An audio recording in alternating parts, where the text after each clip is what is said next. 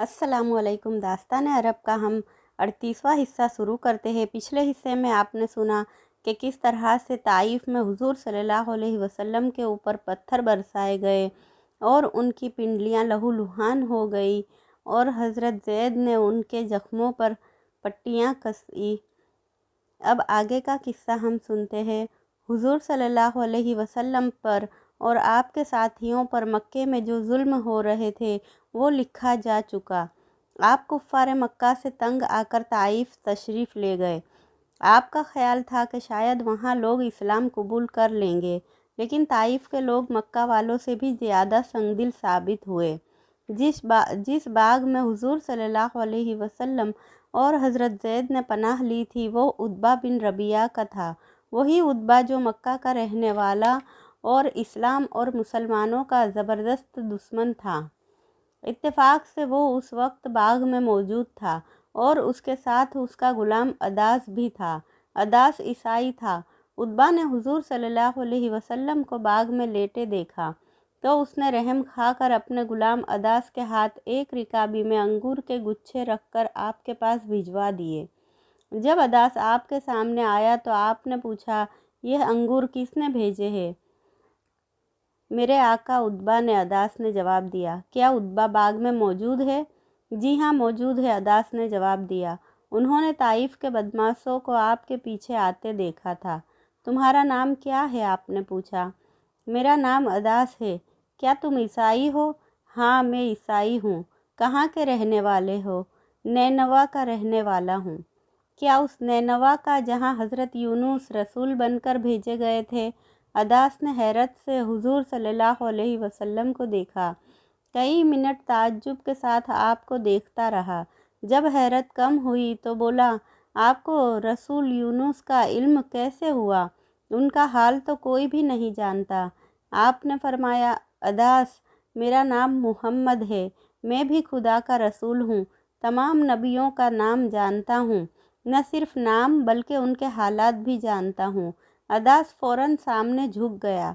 उसने आपके हाथ को बोसा दिया और खड़ा होकर बोला, बेशक आप रसूल मालूम होते हैं।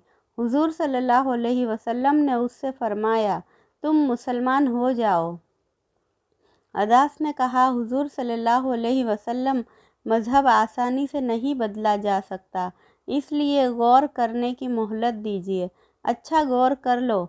आपने कहा, जब गौर कर चुको तो और मुसलमान होना चाहो तो मेरे पास चले आना। यह कहकर हुजूर सल्लल्लाहु अलैहि वसल्लम ने कुछ अंगूर खाए और बाकी हज़रत ज़ैद को दे दिए। ज़ैद ने खाकर प्लेट अदास को दे दी। अदास वापस उतबा के पास पहुंचा।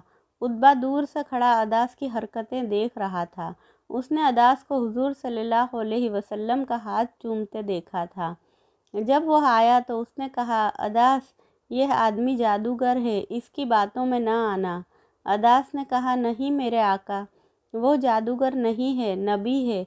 तुम नहीं जानते कि हज़रत यूनुस कौन थे, कहाँ थे, मगर वो जानते हैं और खूब जानते हैं। उतबा ने पूछा कि उन्होंने तुझसे क्या कहा था? अदास ने कहा, उन्होंने कहा था कि तुम मुसलमान हो जाओ। मैंने कहा कि मुझे गौर करने की मोहलत दीजिए। उतबा ने झट कहा, अदास तुम मुसलमान न होना, इस्लाम से तो तेरा मज़हब ही अच्छा है। अदास ने कहा, मेरे हुजूर मैं ईसाई हूँ और हमारी किताबों में लिखा है कि तहामा की धरती पर एक नबी पैदा होगा। मेरा ख्याल है कि यह वही नबी है। उतबा ने बिगड़ते हुए कहा, वाहियात बात न करो। नबी ऐसे ही होते हैं जिनका न कोई यारो मददगार हो, न वो हुकूमत वाले हो, न दौलतमंद। अदास ने कहा, मेरे आका हर नबी ऐसी ही हालत में हुआ है, अलावा 2-4 नबियों के जो दौलतमंद भी थे और बादशाह भी। नबियों के साथ अल्लाह की मदद होती है, इसलिए उन्हें किसी किस्म का डर नहीं होता। उतबा बिगड़ गया। सब बकवास है, इसके शिकार न हो जाना। अपना काम करो। देखो मेरे घोड़े पर धूप आ गई है, इसे साए में बांध दो। अदास चला गया। उतबा अपने बाग में बने मकान में चला गया। थोड़ी देर आराम करने के बाद हुजूर सल्लल्लाहु अलैहि वसल्लम भी उठे اور کسی طرح زخموں کی تکلیف کے باوجود مکہ کی طرف چل دیے۔ راستے میں نخلا پڑا۔ نخلا ایک چھوٹا سا گاؤں تھا۔ اس کے چاروں طرف کچھ کھجور کے باغ تھے۔ حضور صلی اللہ علیہ وسلم ایک باغ میں آرام کرنے کے لیے ٹھہر گئے۔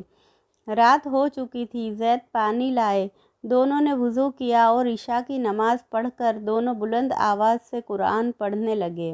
اس وقت آپ پر وحی نازل ہوئی۔ اے محمد، کہہ دو کہ مجھ پر وحی نازل کی گئی ہے کہ جنوں کی ایک جماعت نے سن کر کہا، ہم نے عجب قرآن سنا ہے جو بھلائی کی طرف رہنمائی کرتا ہے۔ ہم اس پر ایمان لائے اور ہم رب کے ساتھ ہرگز کسی کو شریک نہ کریں گے۔ ہمارے رب کی عزت بہت بلند ہے، نہ اس کی بیوی ہے نہ اولاد ہے، اور ہمارے بے وقوف لوگ اللہ پر بہتان باندھتے ہیں، اور ہم سمجھتے ہیں کہ جن اور انسان اللہ پر بہتان نہ باندھتے ہوں گے۔ یہ سورہ جن تھی۔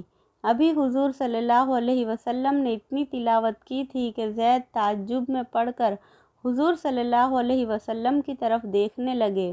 اس سورہ میں جنوں کا ذکر تھا۔ زید حیران تھے کہ جنوں نے کب کلام الہی سنا۔ اس بیچ 7 آدمی سامنے سے اس طرح گزرے جیسے کھجور کے پیڑ سے نکلے ہوں۔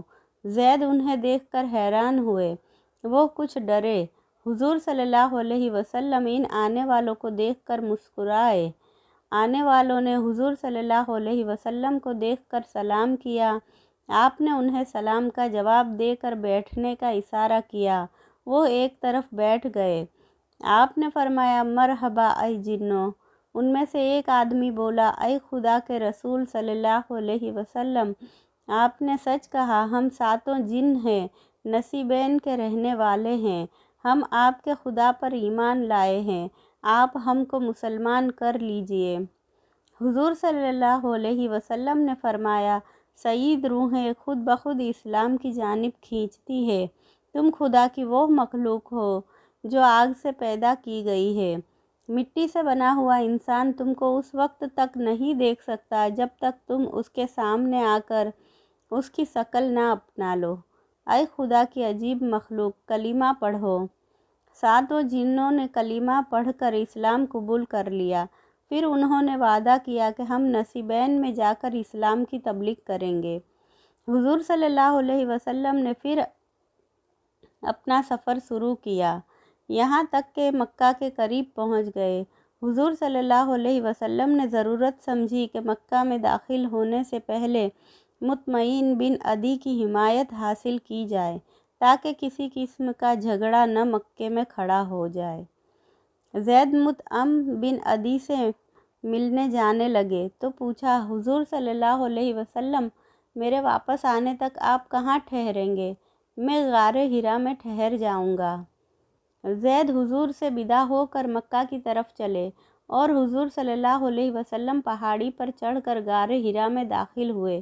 دیر تک آپ وہاں بیٹھے رہے۔ کئی گھنٹے بعد حضرت زید واپس آئے اور بولے، اے اللہ کے رسول صلی اللہ علیہ وسلم، مطعم نے نہایت خوشی سے آپ کی حمایت کا اعلان کر دیا ہے۔ وہ اپنے 2 بیٹوں کے ساتھ آیا ہے، پہاڑی سے نیچے کھڑا ہے، تشریف لے چلیے۔ حضور صلی اللہ علیہ وسلم اٹھے اور زید کے ساتھ پہاڑی سے نیچے اتر آئے۔ یہاں مطعم اور اس کے 2 بیٹے اونٹوں پر سوار کھڑے تھے۔ انہوں نے حضور صلی اللہ علیہ وسلم کو دیکھتے ہی سلام کیا۔ آپ نے سلام کا جواب دیتے ہوئے کہا، مطعم، میں تمہاری مدد کا شکر گزار ہوں۔ مطعم نے کہا، محمد صلی اللہ علیہ وسلم، میں عرب ہوں۔ آپ نے حمایت طلب کی۔ میری غیرت کے لیے یہ چیلنج تھا، میں نے اسے قبول کیا اور آپ کے پاس خود بھاگا چلا آیا۔ اب کسی کی مجال نہیں کہ آپ کی طرف آنکھ اٹھا کر دیکھ سکے۔ حضور صلی اللہ علیہ وسلم اور زید کو ساتھ لے کر مطعم شہر کی طرف چلا۔ وہاں پہنچنے کے بعد اس نے اعلان کیا، مکے والو سن لو، میں نے محمد کو پناہ دی ہے۔ اگر کوئی ان کے خلاف ایک لفظ بھی کہے گا تو ہم اس کی زبان کاٹ لیں گے۔